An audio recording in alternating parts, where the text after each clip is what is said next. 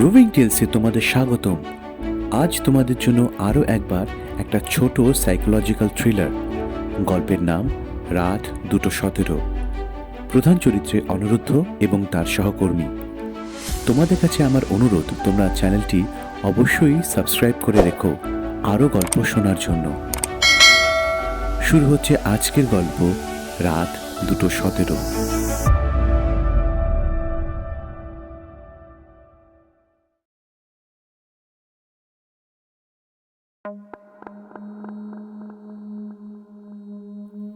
ঘড়িতে ঠিক রাত 2:17 বাজলেই শব্দটা আসে। প্রথম রাতে আমি ভেবেছিলাম পাইপ লাইনের আওয়াজ। পুরনো বাড়ি, পুরনো শহর, শব্দ হতেই পারে। কিন্তু পরের রাতেও এলো, তার পরের রাতেও একই সময়, একই ছন্দে, খট খট খট। শব্দটা আসছে আলমারির ভেতর থেকে। এই বাড়িতে ওঠার সময় দালাল বলেছিল, রাতে একটু শব্দ হয়, ও অভ্যাস হয়ে যাবে। আমিও হেসেছিলাম। তৃতীয় রাতে শব্দের সঙ্গে যোগ হলো ফিসফিসানি।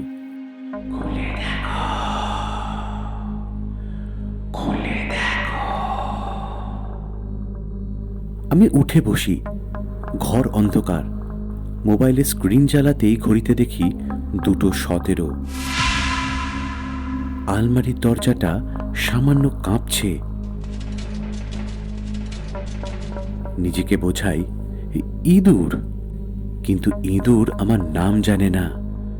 অনিরুদ্ধ, অনিরুদ্ধ। গলা শুকিয়ে আসে, তবু উঠে দাঁড়াই। আলমারির সামনে দাঁড়িয়ে হাত তুলতেই হঠাৎ শব্দ থেমে যায়। নীরবতা। আমি দরজা খুলে দিই। ভেতরে কিছুই নেই, শুধু ঝুলছে আমার পুরনো জামা কাপড়। স্বস্তির নিঃশ্বাস ফেলি। ঠিক তখনই বুঝতে পারি আলমারির ভেতরের আয়নাটায় আমার প্রতিফলন নেই। পিছনে ঘুরে তাকাই, আমি দাঁড়িয়ে আছি। আবার আয়নায় তাকাই, শূন্য। হঠাৎ আয়নার ভেতর থেকে কেউ নড়ে ওঠে, আমার মতো দেখতে, কিন্তু চোখ দুটো অনেক গভীরে বসানো। সে হাসে। সে বলে, তুমি দেরি করে ফেলেছ।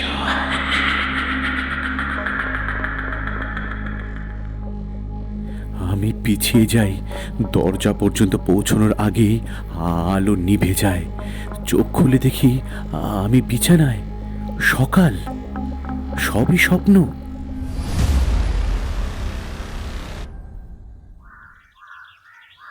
ঘড়িতে সময় 7:30।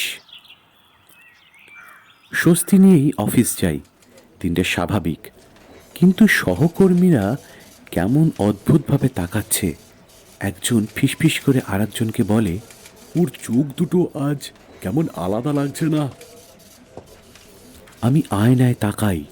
প্রতিফলন আছে, কিন্তু চোখের দৃষ্টি সে আমার নয়।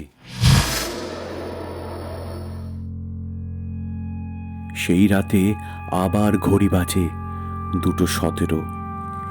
এবারে শব্দ বাইরে থেকে নয়, ভেতর থেকে, আমার বুকের ভেতর থেকে। খট খট খট। আয়নায় দেখি আমি নড়ছি না, কিন্তু প্রতিফলনটা এগিয়ে আসছে। সে ঠোঁট নাড়ে। ধন্যবাদ, এতদিন পর একটা শরীর পেলাম। ঘড়ির কাঁটা থেমে যায়।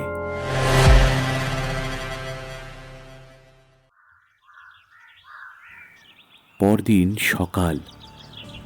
আলমারির ভেতর থেকে একটা ফিসফিসানি শোনা যায়। খুলে দেখো, খুলে দেখো, খুলে দেখো।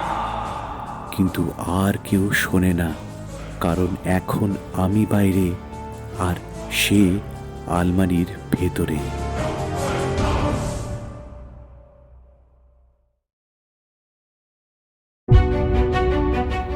শেষ হলো আজকের গল্প রাত 2:17। গল্পের সূত্রধর এবং সমগ্র গল্প পাঠে আমি শীর্ষেন্দু।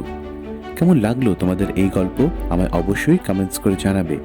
ভালো লাগলে চ্যানেলটি সাবস্ক্রাইব করে রাখবে। গ্রাফিক্স আর থাম্বনেল ডিজাইন করেছে সৌভাগ্য। পরিশেষে আমার অন্তরের কৃতজ্ঞতা জানাই দীপায়ন আর প্রীতমকে সব সময় আমার পাশে থাকবার জন্য। খুব শিগগিরই আবারও একটা গল্প নিয়ে হাজির হব তোমাদের কাছে। ভালো থেকো সকলে।